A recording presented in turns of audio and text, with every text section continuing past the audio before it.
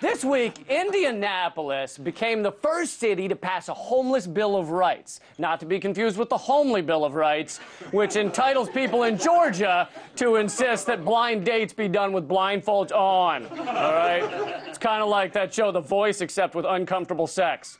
Now, this was a homeless Bill of Rights, a measure to combat the growing trend of criminalizing homelessness. How dare you, Indianapolis? If we don't criminalize being homeless, then what incentive is there to not be homeless?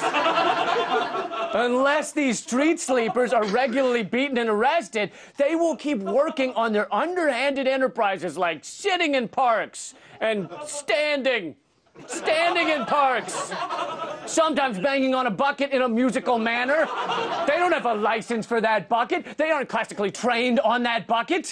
We must arrest these people, all right? But don't put them in jail, because then they'll have food and health care, and that'll just encourage them, all right? So instead, arrest them and leave them out on the street. Teach them a lesson that way. And besides, most homeless people are probably just lazy hippies, all right, with their drugs and their music. You know what the Bible says: give a fish follower a fish stick and he'll eat for a day. But teach a fish follower to make fish sticks and he'll set up camp in your yard and sell you weed for dirt cheap. Dirt cheap. Look, activists are pushing for similar protections across the country. The laws would guarantee the rights of homeless to carry out basic human functions such as sitting, standing, eating, and sleeping. Can you say greedy? Sitting and standing weren't enough? You had to throw in eating and sleeping? Oh, these homeless. You give them an inch, and they will take a nap on that inch with a dirty sleeping bag.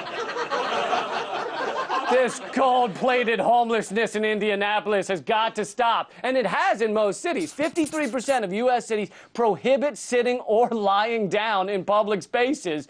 And even more than that, prohibit loitering. This means in most cities, homeless people have fewer rights than a raccoon. Homeless guys sleeping next to a raccoon, our society would arrest the guy and leave the raccoon alone, which makes sense. It's not easy being a raccoon. It's not, all right? They're basically squirrels in the witness protection program, you know? Maybe they could take advantage of that Homely Bill of Rights. Yeah, that's just an idea, just an idea. But I've got a solution that would not involve changing any laws. I'm announcing my new initiative, the Help the Homeless People Dress Up Like Raccoons program. The Help the Homeless People Dress Up Like Raccoons program.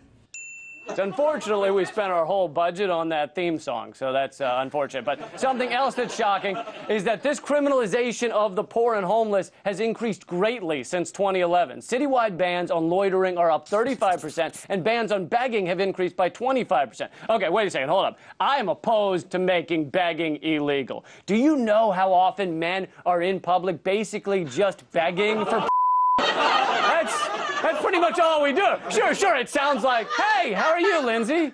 But it's begging, all right? It's actually begging. Beg for totally fine. Beg for pennies. You're a filthy bum. But if anyone tries to tell you that the United States is not a charitable place, don't believe it. Every year, we taxpayers give about $110 billion to corporations in subsidies and handouts. So basically, we take all those ones and fives we would be giving to the homeless, and instead we give them to someone who can use it, right? ExxonMobil, Walmart, Boeing. Gandhi said you should judge a society by how it treats its most vulnerable. Well, the raccoons are pretty vulnerable, all right? And we treat them like kings. We do. We're good people. We're good people. We're good people.